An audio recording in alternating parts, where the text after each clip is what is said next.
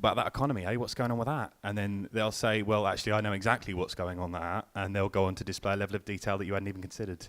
I know you don't do that. I do that. I'm projecting. But this is what these are. Basically, there'll be something up there next to the newsreader that just adequately describes exactly what's happening at that point. This isn't really comedy, by the way. I'm not sure what it is, but I know exactly what it isn't, and it's not comedy. It's not anti-comedy either. So I don't want any of you thinking that I'm up here like purposely trying to be unfunny. I am trying as hard as I possibly can to be funny, and I just need you to bear with me for a little while. The good news is that it's not comedy, and it's not anti-comedy either. So what that means is if you can find anything to laugh at, please do. If anything, I encourage it. I mean, some of you might actually want to laugh at that if you think about it, because it's a not joke, isn't it?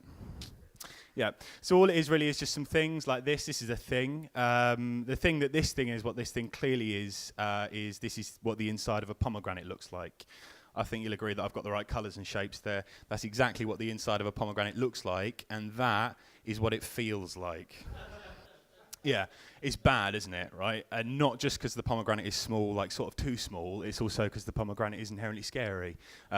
I didn't see a pomegranate until I was about 25. I didn't eat a lot of fruit growing up, mainly crisps. Something when I was younger, going into prawn cocktail as adults. Funny, it tastes as mature as you get older, isn't it? But then I saw this pomegranate, I saw this person open this pomegranate up, and all these little fruits came out of the one big fruit, and to me, any number of little things coming out of one big thing is inherently scary. I see no difference between pomegranates and spiders' eggs.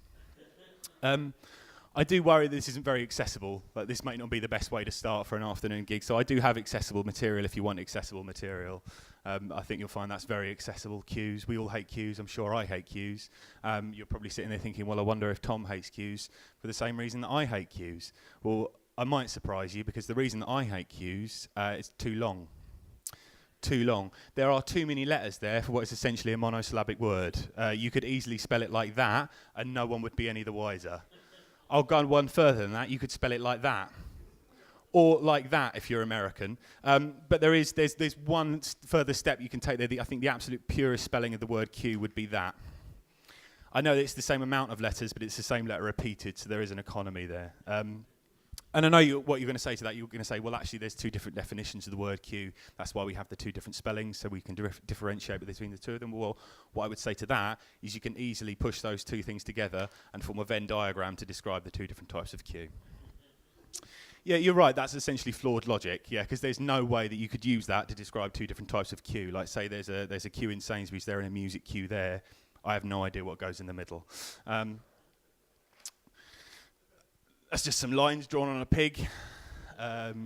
You might have seen that like in The Butchers, or a textbook in The Butchers. But this is very handy actually for recognising meat, because I do struggle with the concept of meat. I'm 30 years old and I'm still not entirely sure what it is. I look down at myself and I think, well, this is mainly fat and bone. If I was going to get meat from here, I wouldn't know where it would come from.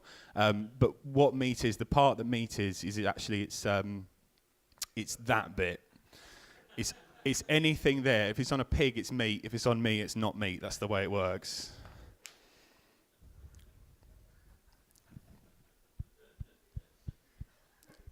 Some of this stuff can be quite hard-hitting, guys. That's a spade. I will not be silenced. These are good. These are just some non-specific cheeses. And I think you'll agree they're really non-specific as well. Like, this one starts up life as one of your rounded cheeses, but then it tapers down into a point. So that could be maybe Edam going into Parmesan, like Edamizan perhaps. This one over here starts life as one of your rolled cheeses, like perhaps a goat's cheese, but then it goes back into a block. And the thing is, right, these aren't coloured in. So that could be red Leicester, that could be cheddar. There's literally no way of knowing. Now, this one down here, this is flipping mental, right? Because it starts out looking like that. That's a Battenberg. That's not a cheese. That's a cake, if anything. But in the back, it's hold like a Swiss or an Emmentaler. But if that has Battenberg, that's now making me question the nature of those other two. Like, that might not even be ghost cheese. That could be anything, like a battery or an ovum. It's a dog doing a play. This is the ultimate BuzzFeed personality quiz. Tom, could you give me your favourite colour, please? Green. Interesting, because you got Wolverine. That's right, you're tough as old nails with a mysterious past. Anyone messages you, sure better think twice. You never shy away from a fight, and you're always courageous. Beneath that roughy-tufty exterior that beats a heart of purest gold, your wits, loyalty, and courageousness are enough to win over anyone, except for Dr. Jean Grey, who will never love you. Tom, give me a number between 6 and 8. Fuck. One day I'll get that right and it'll be amazing. I think I'll end with a little bit more of magic, because what I was attempting to do there, Tom, was to read your mind, but I would like to display that that is actually possible now. If you wouldn't mind joining me up on stage for a second. Now, Tom, we've never met before, have we? No. Good. That's very important. Okay, what I'm going to do now is I'm just going to, for the purposes of this, I will be using a deck of cards, and I know that that immediately puts up warning signs, but I want you to know that I'm not in any way skilled in the arts of sleight of hand or illusion, as I will now demonstrate.